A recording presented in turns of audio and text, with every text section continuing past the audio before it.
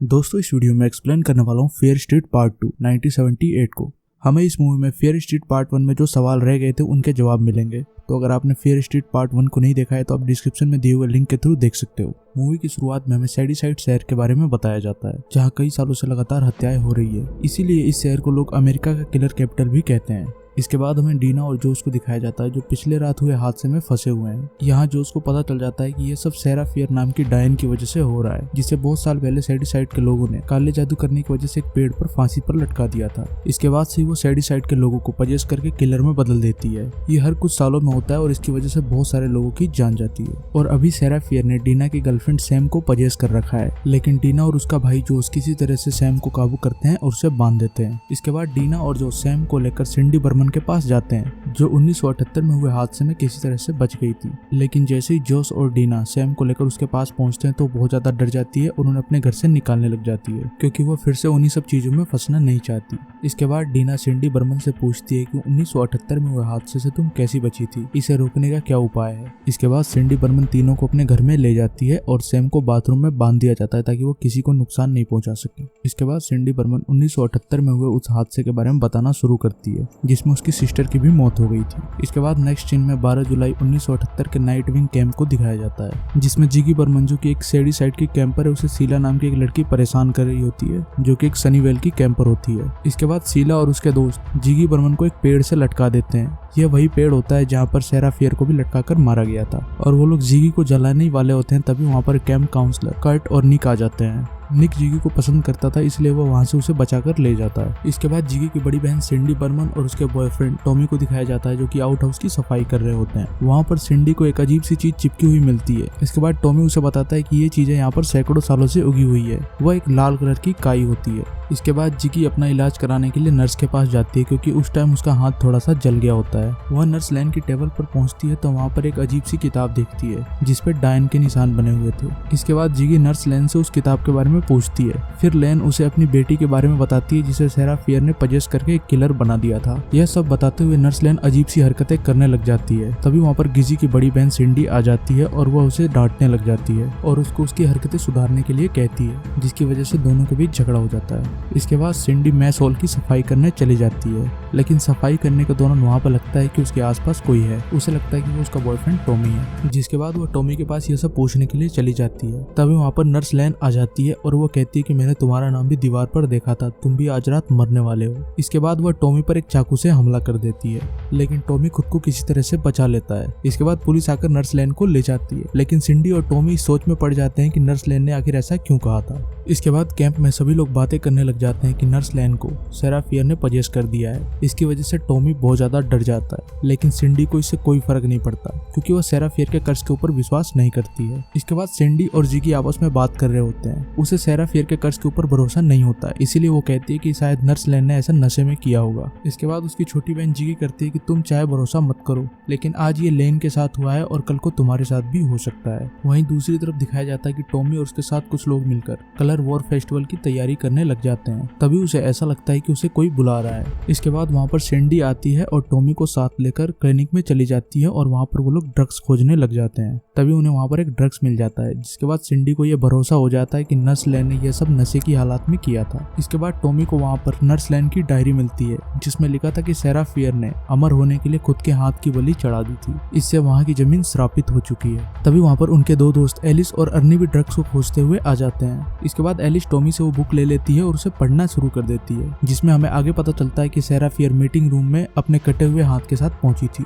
इसके बाद लोगों ने उसे पेड़ पर लटकाकर मार दिया और बिना हाथों के ही उसकी बॉडी को नीचे ही दफना दिया गया और इसलिए ये पूरी जमीन श्रापित हो चुकी है। लेकिन अगर सेरा फियर की बॉडी को उसका हाथ लगा दिया जाता है तो ये सारे श्राप मिट जाएंगे। बुक में आगे लिखा होता है कि जो भी सेरा फियर के आसपास होता है उसके नाक से खून निकलने लग जाता है। एलिस को इस बुक पर बिल्कुल भी भरोसा नहीं हो रहा होता है। तभी वो बुक के पीछे की तरफ देखती है तो वहाँ पर उन्हें एक मैप मिलता है। उस मैप को चेक करने पर पता चलता है कि वो यूनियन 1666 का मैप है। इसका मतलब ये होता है कि ये कैंप उसी जगह पर बना हुआ है जहाँ पर सेरा फियर की मौत हुई थी। उस मैप पर सेरा फियर का नाम भी होता है। इसके अलावा उस मैप में बहुत सारी जगहों पर एक्स के निशान बने थे, जिसका मतलब किसी को भी समझ नहीं आता है। इसके बाद एलिस अपने बॉयफ्रेंड अर्नी के साथ उस बुक के बारे में पता लगाने के लिए निकल जाती है। साथ में उन्हें जो ड्रग्स मिला था उसे भी वो लोग कंज्यूम कर लेते हैं। जिसके बाद टॉमी और सिंडी भी उनके पीछे आने लग जाते हैं। कुछ दूर जंगल में जाने पर उन्हें बहुत सारी खोदी हुई कब्रें दिखाई देती है, जिससे उन्हें शक होता है कि नर्स लेन का ही काम है। यह सब देखकर टॉमी को लगता है कि नर्स लेन उस डायन सेरा फियर की हाथ को खोज रही थी। तभी उन्हें वहाँ पर सेरा फियर की केव भी मिल जाती है, जिसमें वो काला जादू करती थी। इसके बाद वो सभी उसमें चले जाते हैं, लेकिन वहाँ पर टॉमी में अजीबोगरीब बदलाव आने लग जाते हैं। केव में अंदर जाने पर उन्हें डायन के निशान दिखाई देते हैं, जिसकी वजह से वो लोग धीरे धीरे इस मामले में सीरियस होने लग जाते हैं। तभी एलिस और अर्नी को पता चलता है कि उन्होंने जो ड्रग्स लिए थे उसकी वजह से उन्हें कोई नशा नहीं हुआ। इसका मतलब नर्स लेन ने जो भी किया था वो नशे में नहीं किया था। तभी वहाँ पर सिंडी और अर्नी को दीवार पर कुछ नाम लिखे हुए दिखाई देते हैं। ये उन लोगों के नाम थे जिन्हें सेरा फियर ने पजेस करके किलर में बदल दिया था, और उस दीवार पर अब टॉमी का नाम भी था। इसका मतलब ये था कि सेरा फियर ने इस बार टॉमी को चुना है और उसे पजेस कर दिया है। इसके बाद टॉमी धीरे धीरे चेंज होने लग जाता है और एक कुल्हाड़ी से अर्नी को मार डालता है। यह सब देखकर एलिस और सिंडी बहुत ज्यादा डर जाते हैं और अपनी जान बचाने के लिए वहाँ से भागना शुरू कर देते हैं। वे लोग भागते भागते गुफा की दूसरी तरफ छुप जाते हैं और उसकी एंट्री पर पत्थर गिरा के उसे ब्लॉक कर देते हैं ताकि अर्नी उस तरफ ना आ पाए। वहीं दूसरी तरफ हमें दिखाया जाता है कि जिगी निक के साथ मिलकर शीला पर एक प्रैंक करती है और उसके ऊपर कीड़े छोड़ देती है और उसे बाथरूम में बंद कर देती है। इधर सिंडी को लगता है कि टॉमी ने जरूर कोई नशा किया है, लेकिन एलिस उसे समझाती है कि उसे बहुत कुछ पता चल गया था, शायद इसीलिए नर्स लेन ने उसे मारने की कोशिश की थी। इसके बाद वो दोनों इस केव से निकलने का रास्ता ढूंढने लग जाती है। वहीं दूसरी तरफ हमें दिखाया जाता है कि कैंप में कलर वॉर गेम चल रहा होता है। तभी वहाँ पर टॉमी आ जाता है और सेडिसाइडर्स कैंप की एक लड़की को मार डालता है। जब कैंप काउंसलर को इस घटना के बारे में पता चलता है तो वो तुरंत कलर वॉर गेम को बंद कर देता है। इसके बाद सभी को एक जगह इकट्ठा होने के लिए बोला जाता है। दूसरी तरफ एलिस और सिंडी उस केव से बाहर निकलने का रास्ता ढूंढ रहे होते हैं। तभी उन्हें धड़कने वाले अंगों का एक बहुत बड़ा ढेर मिलता है। जैसे ही एलिस उस चीज पर अपना हाथ रखती है, उसे सेडिसाइड में अब तक हुए सभी मर्डर्स की एक झलक दिखाई देती है और उसमें सारे किलर्स नजर आते हैं। इससे वो बहुत ज्यादा डर जाती है और वहाँ से भागने लग जाती है। तभी उसका पैर जख्मी हो जाता है। इसके बाद निक सभी को मैस हॉल में इकट्ठा करने लग जाता है, लेकिन सिंडी और एलिस को वहाँ ना पाकर जिगी बहुत परेशान हो जाती है और उन्हें ढूंढने के लिए बाहर जाना चाहती है, लेकिन निक उसे रोकने लग जाता है। इसके बाद निक गैरी को लेकर बाकी लोगों को ढूंढने निकल जाता है। तभी जिगी को शीला के बारे में याद आता है। इसके बाद वो शीला को लेने के लिए बाहर की तरफ चली जाती है, लेकिन शीला वहाँ से निकल गई होती है और किसी लड़के के साथ इंटीमेट हो रही होती है। तभी उसे लगता है कि उसके आसपास कोई है, जिसके बाद वो देखने जाती है तो वहाँ पर टॉमी होता है और वो उसे मार डालता है। वहीं दूसरी तरफ हमें कुछ बच्चों को दिखाया जाता है जिन्हें पता नहीं होता कि कलर वॉर गेम खत्म हो चुका है। इसके बाद वहाँ की लाइट बंद हो जाती है। फिर एक बच्चा माचिस जलाता है। तभी उन्हें सामने टॉमी दिखता है और वो सभी बच्चों को बहुत बेरहमी से मार डालता है। इसके बाद हमें एलिस और सिंडी को दिखाया जाता है, जो कि अभी भी केव से निकलने का रास्ता ढूंढ रहे होते हैं। तभी उसे वही काई दिखती है जो उन्हें कैंप में दिखी थी। इससे उन्हें पता चलता है कि वो लोग कैंप के आसपास ही हैं।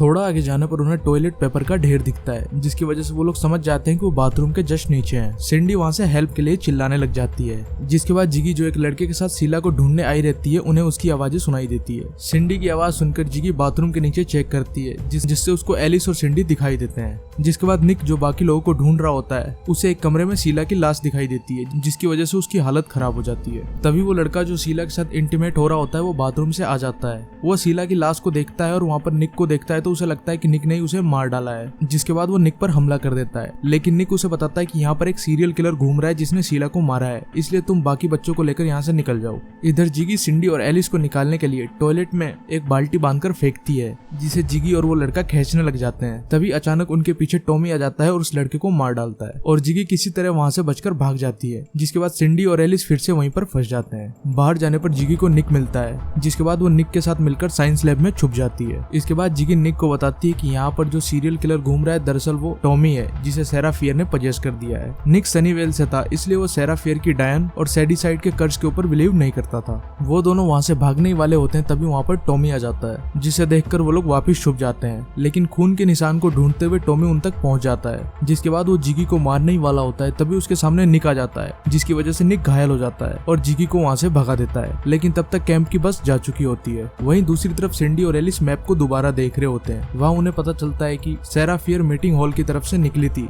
जहाँ पर अभी मैस बना दिया गया है। इसके बाद एलिस सिंडी को वहाँ से जाकर जिगी को बचाने के लिए कहती है। इसके बाद सिंडी जिगी को बचाने के लिए चली जाती है। तभी एलिस की नाक से खून बहने लग जाता है, जिससे उसे पता चलता है कि सेरा फियर का हाथ उसके आसपास में ही है, क्योंकि उस बुक में लिखा हुआ था कि डायन आसपास होगी तो नाक से खून निकलने लग जाएगा। इसके बाद एलिस सेरा फियर के हाथ को ढूंढने लग जाती है। वहीं दूसरी तरफ सिंडी मैस हॉल तक पहुंच जाती है, लेकिन बाहर निकलने के रास्ते पर जाली लगी हुई होती है। जिसके बाद सिंडी बाहर निकलने के लिए जाली तोड़ने लग जाती है। इतनी देर में ही वहाँ पर जिगी भी पहुंच जाती है और जिगी का पीछा करते हुए टॉमी भी वहाँ पर पहुंच जाता है और उसे मारने के लिए उसे ढूंढना शुरू कर देता है। तभी उसके ऊपर जिगी पीछे से अटैक कर देती है और उसे मारने की कोशिश करने लग जाती है, लेकिन टॉमी उसे पकड़ लेता है और उसे मारने ही वाला होता है। तभी सिंडी पीछे से आके उसके ऊपर चाकू से हमला कर देती है, जिससे टॉमी की मौत हो जाती है। यह देखकर जिगी को बिलीव हो जाता है कि उसकी बड़ी बहन सिंडी उसे बहुत प्यार करती है। इसके बाद सिंडी को भी भरोसा हो जाता है कि जिगी जो डायन के बारे में कहती थी वो सभी सच है। तभी वहाँ पर एलिस भी पहुंच जाती है और उन सभी को बताती है कि उसने सेरा फियर का खोया हुआ हाथ ढूंढ लिया है। फिर एलिस कहती है कि अगर सेरा फियर की कहानी सच्ची है तो उसका शरीर जरूर उस पेड़ के नीचे ही होगा और उस हाथ को सेरा फियर की बॉडी से टच करने पर शेडीसाइड के ऊपर लगा श्राप मिट जाएगा। इसके बाद जिगी जैसे ही सेरा फियर के हाथ को टच करती है उसके नाक से खून निकलने लग जाता है और सेरा फियर के हाथ पर गिर जाता है। इसके बाद उसे सेरा फियर के विजन आने लग जाते हैं, जिसमें सेरा फियर बहुत ज्यादा गुस्से में दिखाई देती है। इसके बाद तीनों मिलकर सेरा फियर की बॉडी को निकालने का प्लान बनाते हैं। तभी दूसरी तरफ केव में रखे धड़कने वाले ऑर्गन्स के ढेर में से हमें कुछ अजीब सी आकृति निकलती हुई दिखाई देती है और वहाँ की दीवार पर जितने भी किलर्स के नाम लिखे थे उनके नामों में से खून निकलने लग जाता है। इसका मतलब है जितने भी किलर्स हैं वो सभी वापिस से जिंदा हो रहे हैं और इस वजह से टॉमी भी जिंदा हो जाता है और वहीं पर एलिस को मार डालता है। इसके बाद सिंडी को बहुत ज्यादा गुस्सा आ जाता है और इस बार वो टॉमी के गर्दन को ही काट देती है, जिसकी वजह से टॉमी की फिर मौत हो जाती है। तभी मेस में केव वाले रास्ते से शेडीसाइड्स के किलर बाहर आने लग जाते हैं। जिसके बाद जिगी और सैंडी उस पेड़ की तरफ भागते हैं जिसके नीचे सेरा फियर की बॉडी को दफनाया गया था। तभी टॉमिस वापस जिंदा हो जाता है और उनके पीछे भागने लग जाता है, जिससे हमें पता चलता है कि शेडीसाइड्स के किलर कभी मर नहीं सकते हैं। इसके बाद वो दोनों पेड़ के पास पहुंचकर सेरा फियर की बॉडी को निकालने की कोशिश करने लग जाते हैं। तभी उनके चारों तरफ शेडीसाइड्स के किलर आ जाते हैं। तभी उन्हें वहाँ पर एक पत्थर मिलता है जिस पर लिखा होता है कि डायन कभी नहीं मरती,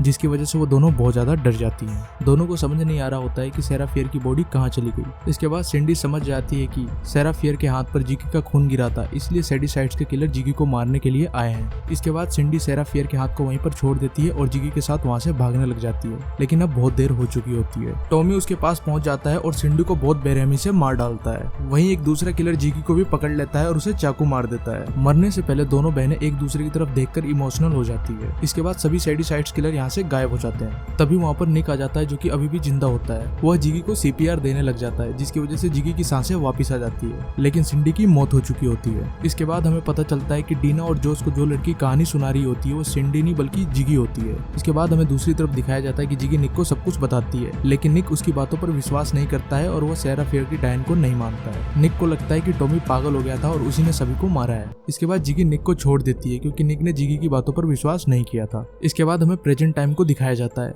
जिसमें निक शेरिफ बन चुका है। जिगी डीना और जोस को कहती है कि तुम लोग यहाँ से भाग जाओ। फिर डीना उसे कहती है कि हमें जंगल में एक बॉडी मिली है जिसमें जंजीरें लगी हुई थी। इसका मतलब वो बॉडी सेरा फियर की है, जिससे अगर उसका खोया हुआ हाथ मिल जाता है तो शेडीसाइड से सेरा फियर का कर्ज खत्म किया जा सकता है। इसके बाद जिगी उन्हें बताती है कि डायन का हाथ अभी भी उस पेड़ के नीचे ही होगा। जिसके बाद जिगी डीना और जोस उस पेड़ के पास पहुंचते हैं। उस जगह पर अब शेडीसाइड मॉल बन चुका है, लेकिन वो पेड़ वहाँ पर अभी भी होता है। इसके बाद वो लोग वहाँ पर खुदाई करते हैं जिससे वहाँ पर उन्हें सेरा फियर का हाथ मिल जाता है। दूसरी तरफ हमें दिखाया जाता है कि जिगी निक से कांटेक्ट करती है और उसे अपने पास बुलाती है। वहीं दूसरी तरफ डीना और जोस सेरा फियर का हाथ लेकर उसकी बॉडी के पास जाते हैं। तभी डीना के नाक से खून निकलने लग जाता है, जिसकी वजह से जोस बहुत ज्यादा डर जाता है। इसके बाद डीना सेरा फियर के हाथ को उसकी बॉडी के पास रखने जाती है। तभी उसे सेरा फियर के विजन्स आने लग जाते हैं। इसके बाद हमें पता चलता है कि डीना ही पास्ट लाइफ में सेरा फियर थी और इसी के साथ ये मूवी खत्म हो जाती है।